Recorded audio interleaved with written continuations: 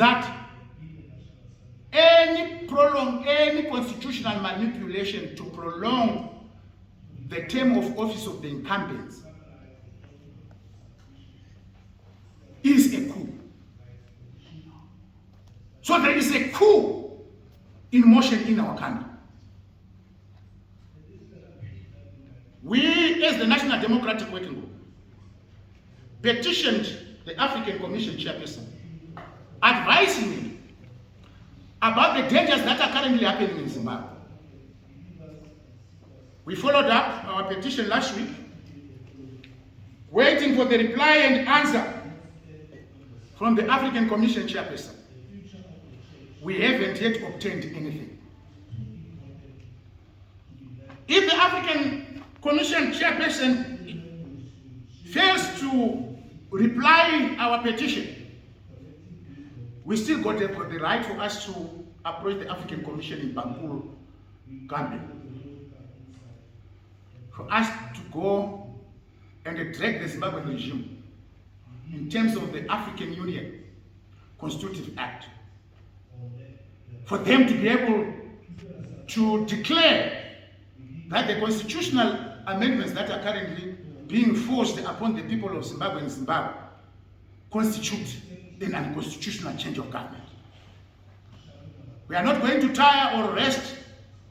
We shall continue to bellow.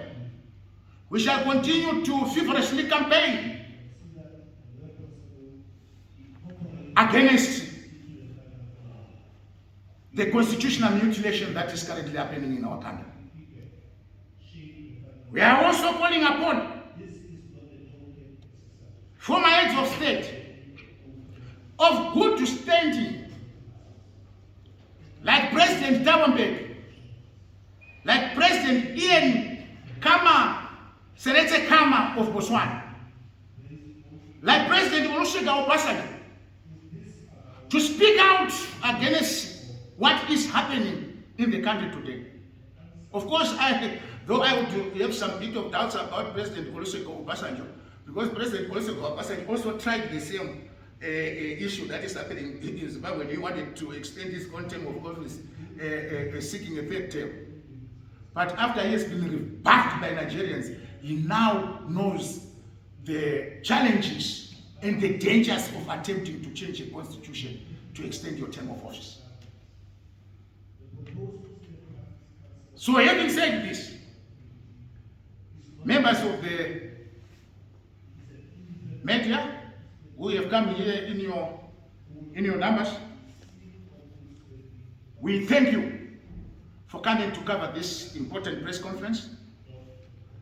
And I know the majority of you will say, are you going to succeed? No one ever thought that the determination of the people of South Africa will succeed to overthrow the mighty apartheid regime. No one ever thought that even a nuclear-powered apartheid regime in South Africa will be overthrown. We will not tire until we deliver the Zimbabwe we want. We want a Zimbabwe where all of us will have opportunities for us to enjoy our country. You see Zimbabweans all over the world. South Africa even has a problem of Zimbabweans who are here. They are not here on their own way, but on the basis of the politics and misgovernance happening across the Limpopo. Is that which has caused South Africa to host almost nearly 5 million Zimbabweans here. At one particular point in time, I was invited by a friend in Northern Cape, in the desert, and that a friend of mine, a white man, was engaged in the business of drilling boreholes, and he was just saying that here we drill almost 300 to 600 meters down for us to reach the proper water table that will be able to support our water systems here. I found out a Zimbabwean there working for this white man in the desert in the Northern Cape. One day I visited Indonesia in Bali. After arriving in Bali and checked out for me to get into Indonesia. The moment I left the gate entrance into Indonesia, I was shocked. Somebody calling me, we were. I said, what is happening here? I looked at my bag. I found a Zimbabwean who was sweeping at the Bali International Airport in the Far East Asia, one of the hottest countries you could never imagine. If you go to those countries where having accustomed to our own weather here, you won't be able to survive there without getting sick. I saw a Zimbabwean sweeping at the airport. I said, why are you here? He said, my brother, I left Zimbabwe, I went to South Africa and took a ship to Australia. When we arrived at the shores of Australia, I wanted to go and seek political asylum in Australia. Because I did not have any papers or any documentation, I was turned back.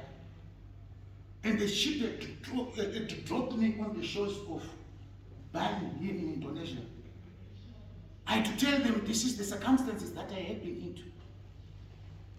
And they later allowed me to get into Indonesia, and they've given me a job here for me to be able to survive until I have seen what to do next.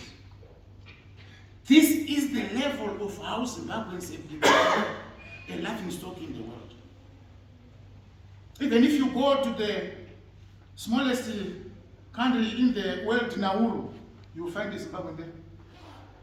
Not on the basis of want, but on the basis of circumstances in their country. And those circumstances are because of the oppression of the dictatorship in our country. It has not been easy for my people in Zimbabwe. I feel emotional when I see my people being maltreated throughout the world, not because of their own want, but because of a regime in a country that does not respect the will of the people. A regime that does not accept that it is there to service its masses. The regime that is specializing in plunder of the national resources at the expense of its masses. The level of suffering, brothers and sisters, my people are going through in Zimbabwe is unimaginable. I thank all of you for coming here. May God bless all of you. And this is what I have to say. I thank you.